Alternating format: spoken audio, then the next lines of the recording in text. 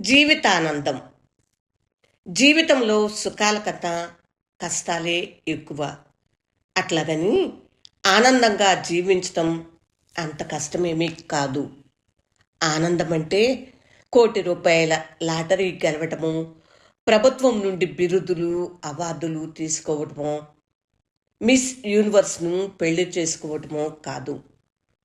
క్రమేణా డబ్బు, కీర్తి, సుఖాలు అన్నీ అలవాటుగా మారతాయి. అందువల్ల కష్టాల్లో కూడా సుఖాన్ని అనుభవించాలంటే ఉన్నదాంతో తృప్తి పడాలి. పరిస్థితులు ఇప్పుడున్న దానికన్నా చండాలంగా ఉండగలమనుకోవాలి. జేబులో అగ్గిపుల్లలు బగ్గుమన్నాయనుకో, జేబులో గంధకం లేనందుకు ఆనందించు. బంధువులు ఇంటి మీదకి దండెత్తి వస్తే వచ్చింది బంధువులే, పోలీసులు కాదుగా అనుకో. వేలు తెగితే కంట్లో గాయం కానందుకు భగవంతుడికి కృతజ్ఞతలు చెప్పుకో.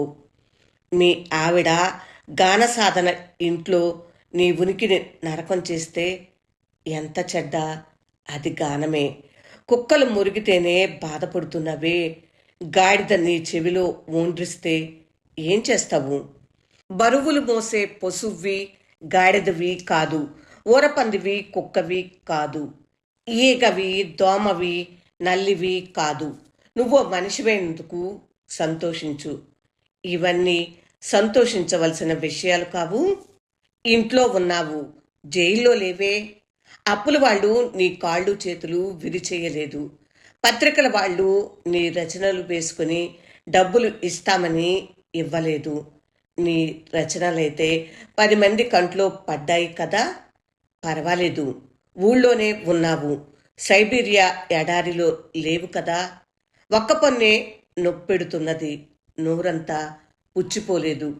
మున్సిపాలిటీ చెత్తబండిని లాగే గుర్రానివి కావు.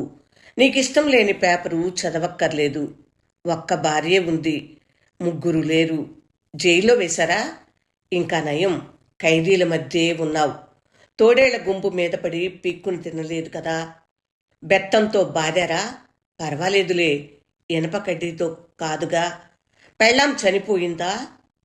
నీకే ద్రోహం చేసింది, దేశానికి కాదుగా. జీవితానందం.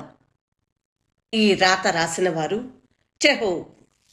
మీకు నచ్చిందా ఫ్రెండ్స్? నచ్చితే లైక్ చేయండి, షేర్ చేయండి, ఇంకా నా ఛానల్ని సబ్స్క్రైబ్ చేయండి. పూర్తిగా విన్నందుకు హృదయపూర్వక ధన్యవాదములు. నమస్తే.